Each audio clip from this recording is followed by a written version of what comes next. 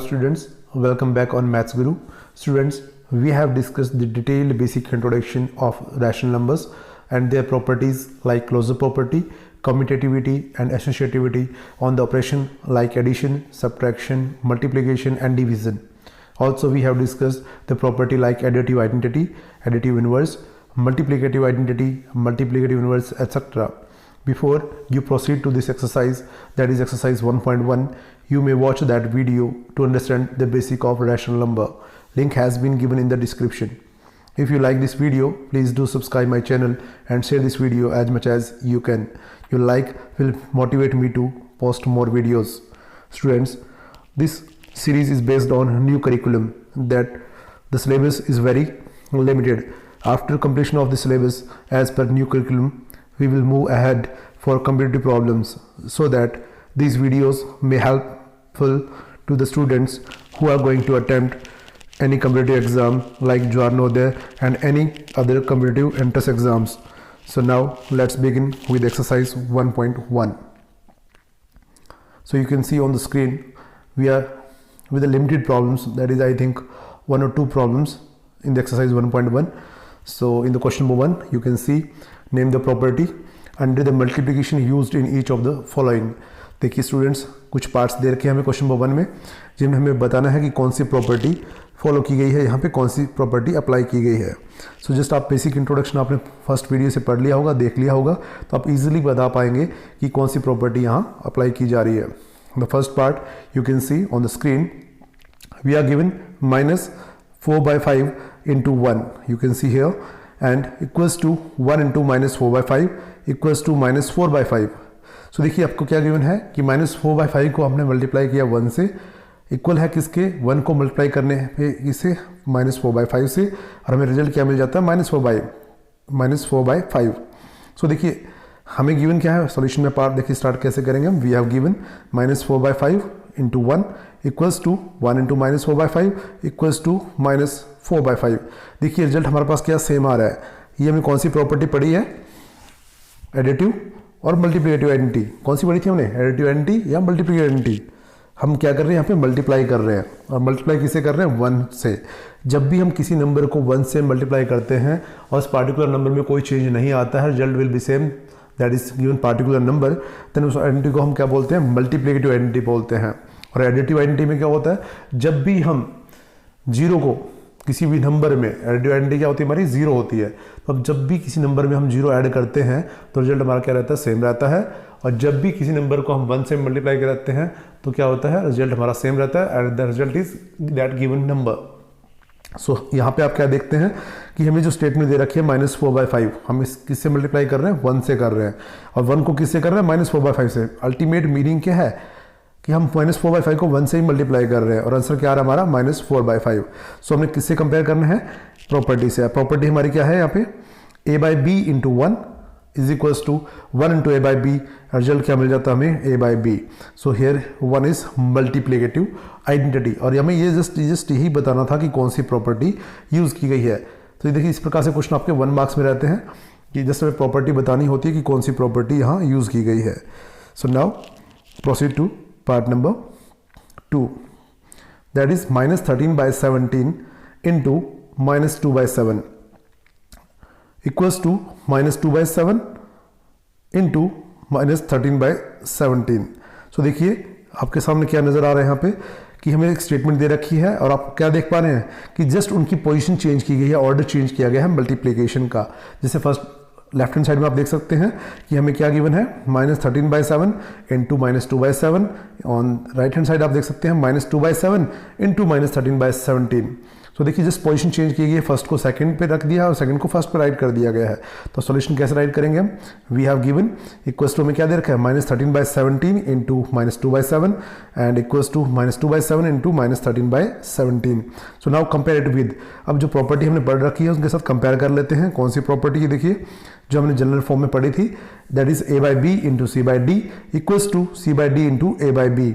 जब हमने इस प्रकार की प्रॉपर्टी पढ़ी थी, याद कीजिए हमने क्या पढ़ा था कि जब ऑर्डर चेंज कर दिए मल्टीप्लाई करने में, या सिमिलरली हम एडिशन की बात करें तो एडिशन में भी हम a+b और b+a दोनों सेम रिजल्ट मिलता है. उसी प्रकार से मल्टीप्लिकेशन में हम a into b करते थे और इक्वल्स टू करते थे b into a. तो यहाँ हमारे पास क्या है, फ्रैक्शन की फॉर्म में है, तो a by B into C by D equals to C by D into A by B. ये कौन सी प्रॉपर्टी हमारी, कॉम्यूटेटिव प्रॉपर्टी है, तो इसको हम बोलते हैं कॉम्यूटेटिविटी। सो ये हमारी प्रॉपर्टी कौन सी हुई, कॉम्यूटेटिव प्रॉपर्टी ऑफ मल्टीप्लिकेशन। तो यहाँ पे कौन सी प्रॉपर्टी यूज हुई है, कॉम्यूटेटिव प्रॉपर्टी, तो याद रखेंगे। सो नाउ हम बढ़ते हैं नेक्स्ट पार्ट की तरफ।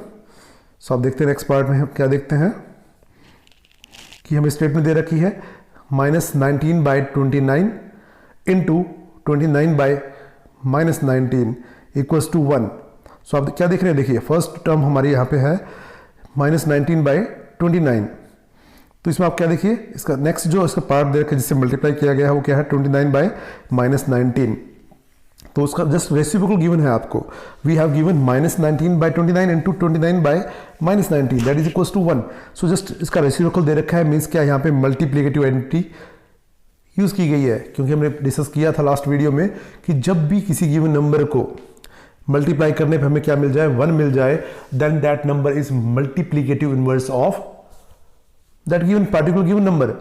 ठीक है, तो यहाँ पे हमारे पास क्या 29 बाई -19 है, वो क्या है, मल्टीप्लिकेटिव इनवर्स है किसका, -19 बाई 29 का। जो ये टर्म है that is the multiplicative inverse of -19 by 29, और हमें रिजल्ट में क्या मिल जाता है, 1 मिल जाता है, दैट इज मल्टीप्लिकेटिव आइडेंटिटी। तो हम इसको कंपेयर करते हैं, हमारी जो जनरल फॉर्म में रिजल्ट था कि a by B into B by A equals to 1 मिल जाता है, इसको हम बोलते हैं क्या है, multiplicative identity. So here multiplicative inverse property is used here, और ये मल्टीप्लिकेटिव प्रॉपर्टी कौन सी है हमारे पास, a by B into B by A equals to 1 मिल जाता है हमें। तो यहाँ पे मल्टीप्लिकेटिव इनवर्स कौन है, 19 बाई जो -19 बाई 29 है वो किसका मल्टीप्लिकेटिव इनवर्स है, 29 बाई -19 का। 29 बाई -19 है वो किसका मल्टीप्लिकेटिव इनवर्स है, -19 बाई 29 का, राइट। सो आप याद रखिए कौन सी प्रॉपर्टी यूज हुई यहाँ पे, multiplicative inverse properties used here. So देखिए जस्ट बेसिक, आपको बेसिक याद रखना होता है जब भी किसी एक्सरसाइज में जाते हैं। अगर आप बेसिक स्ट्रॉन्ग है आपका तो एक्सरसाइज में कुछ भी नहीं है, जस्ट आपको अप्लाई करना है। आपकी अंडरस्टैंडिंग स्किल अच्छी होनी चाहिए और थिंकिंग स्किल अच्छी होनी चाहिए, प्रॉब्लम सॉल्विंग स्किल आपकी अच्छी हो जाएगी।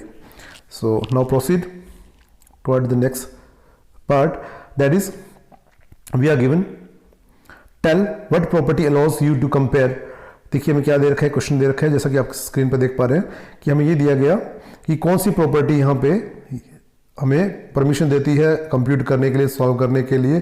किस पार्ट को देख सकते हैं आप, जस्ट कि हमें दिया गया 1/3 into 6 into 4/3 as 1/3 into 6 into 4/3।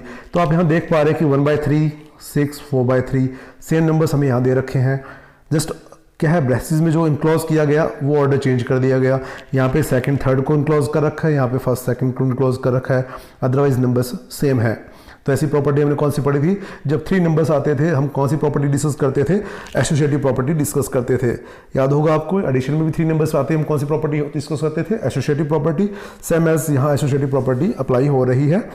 So you can see to compute 1/3 into 6 into 4/3 as 1/3 into 6 into 4/3, compare it with.